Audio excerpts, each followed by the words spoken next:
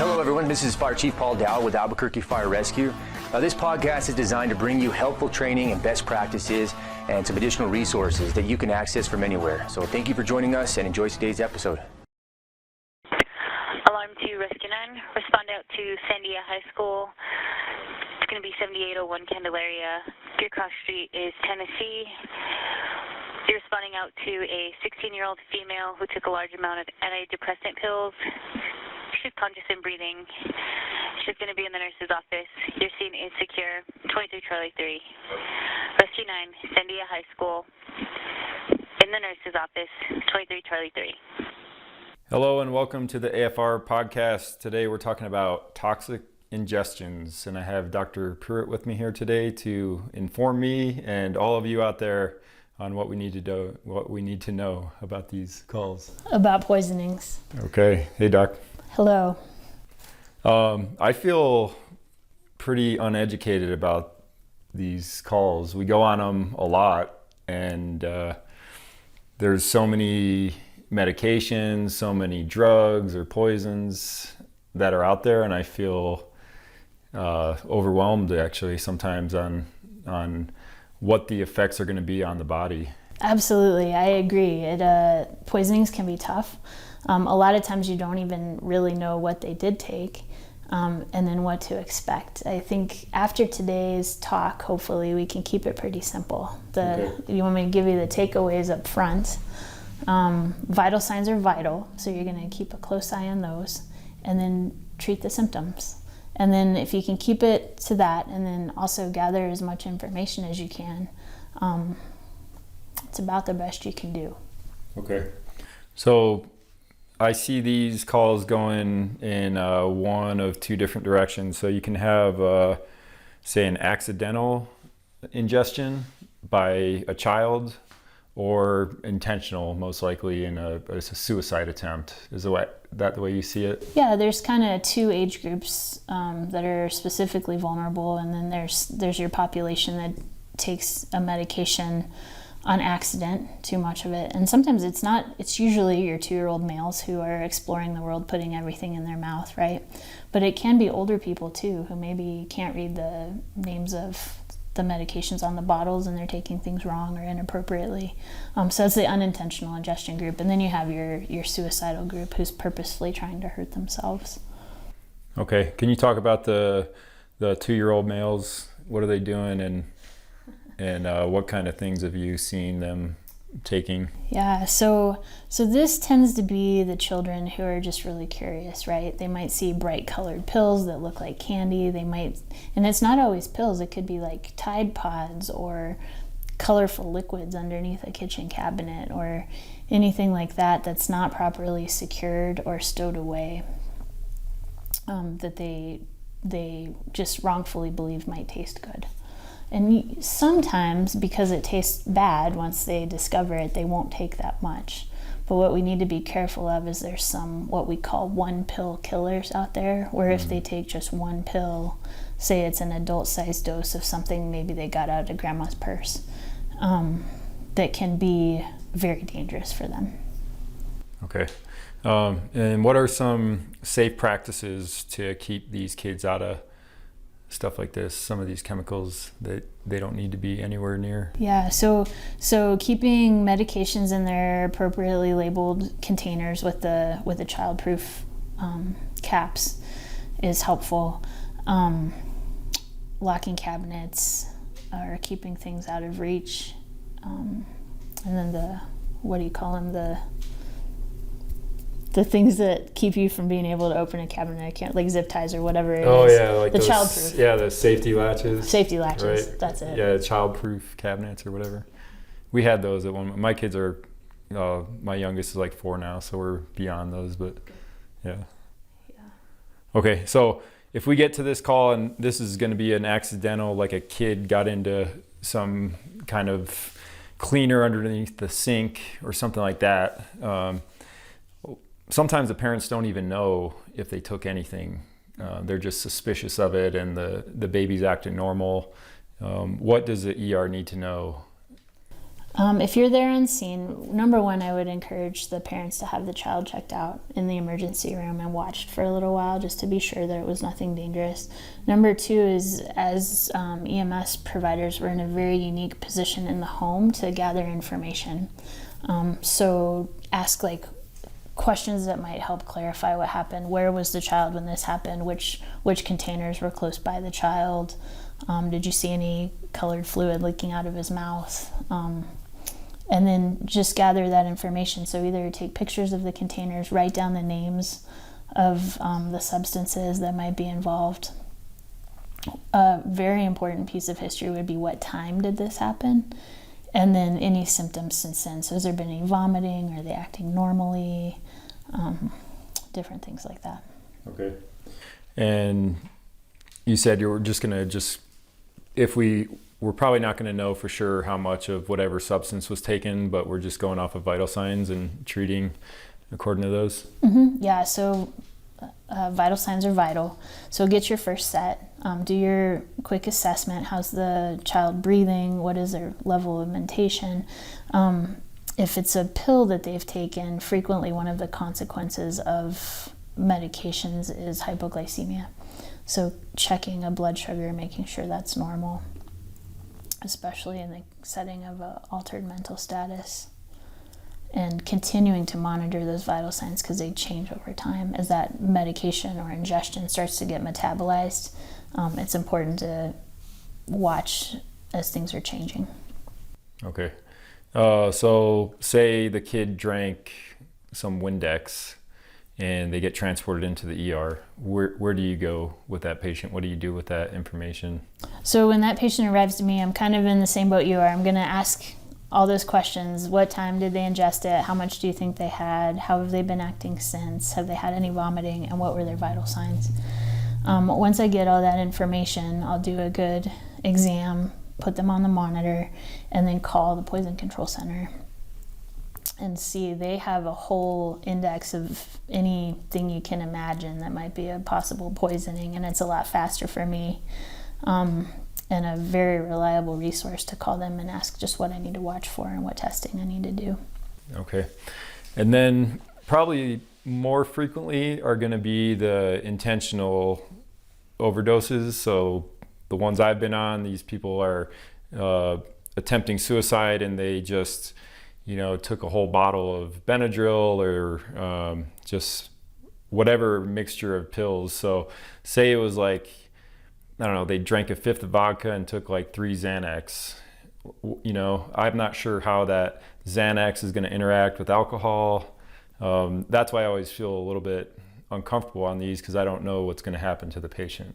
Yeah, that's a great question. And a lot of times we don't know what else they took too, right? And there's a lot of interactions to be afraid of.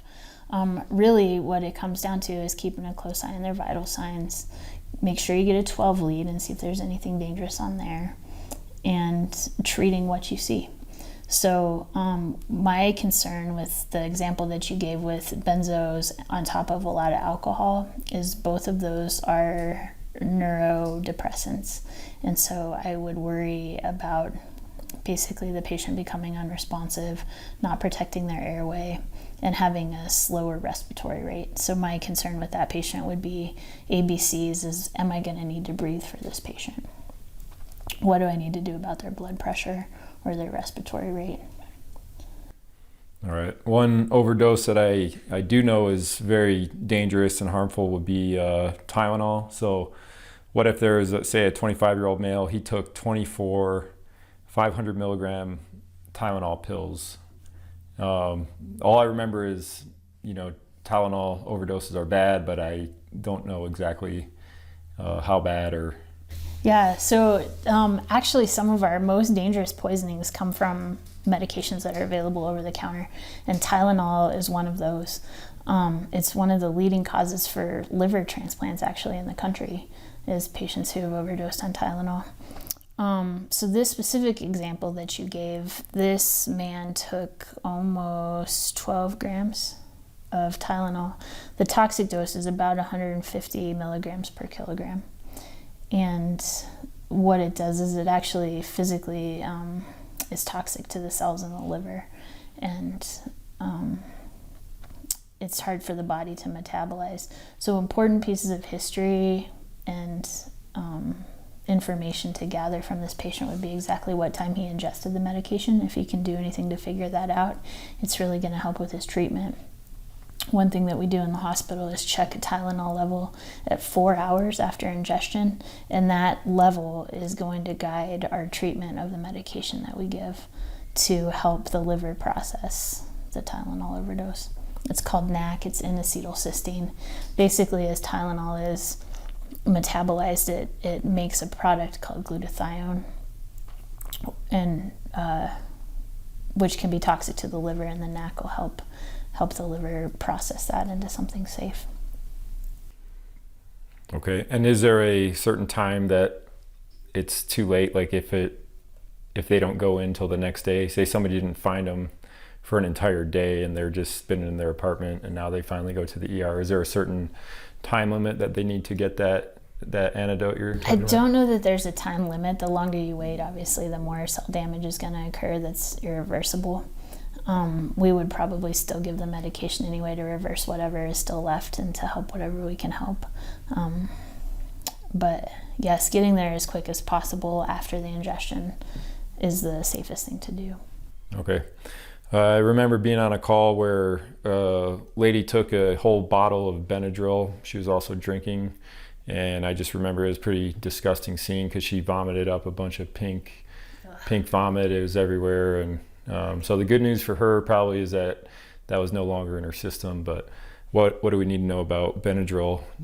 Taking a whole bottle of it? A whole bottle of Benadryl. So Benadryl is an anticholinergic. So the things I would worry about with Benadryl toxicity, you're going to see an anticholinergic toxidrome. So they might be flushed, they might have a fever, not sweaty, going to be really dry mucous membranes, dilated pupils, altered mental status. The things to really be careful about with too much Benadryl would be watch for seizures and be ready to treat those just like you normally would with Versed.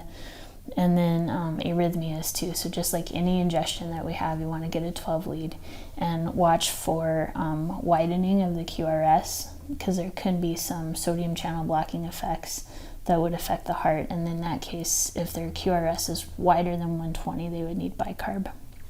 Okay. Another thing I remember being able to treat with bicarb is a TCA overdose.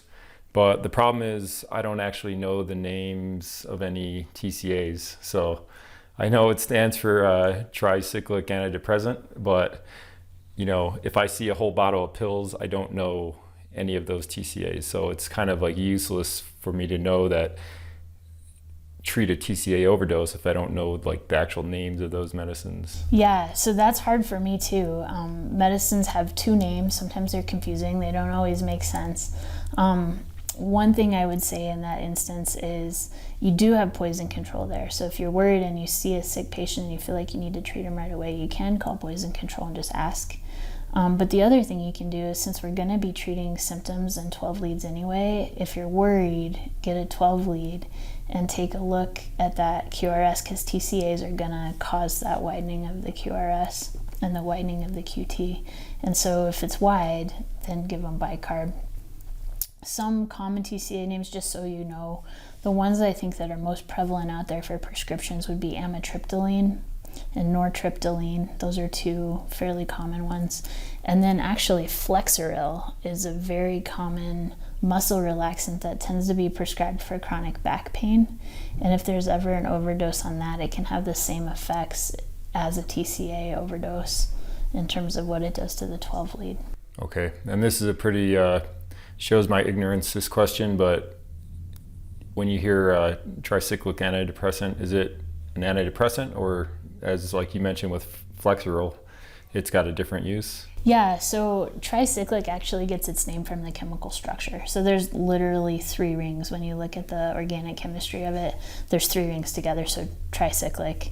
And then sometimes, depending on the side chains of that, it can act as an antidepressant, or it can act like Flexeril, where it's more of a muscle relaxer. Okay. Some other things that I've heard of, not in the field treatment, but maybe in the ER, would be something like having a patient get their stomach pumped. Does that actually happen? I know sometimes we might think that, we get them to the hospital and they can just pump their stomach and get rid of all those pills. It doesn't happen very often. In fact, I've only ever had to do it once. And that'll be done again in conjunction with poison control if they recommend it. The one time I did it was a young lady who had just 30 minutes prior to arrival ingested some extended release aspirin, which can be and it was a fatal dose of aspirin. So because it was so quickly after she had ingested it, and it was the extended release formulation, it was safer for her if we went ahead and dropped an NG tube and just irrigated her bowel. But it really doesn't happen that often. But this is why it's very important as EMS providers to get that good history. What did they ingest exactly? Like, try to get a picture or the dosage or the extended release, the exact time that they took it, and any other information you can to help build that picture to guide treatment in the hospital. All right, another thing that I've heard of, I remember when I went through my EMT basic when I was like 18, went through all this training, and then at the end of it, realized like, okay, now we can give oral glucose, and then activated charcoal was one. So I was just like running around looking for somebody to give activated charcoal to.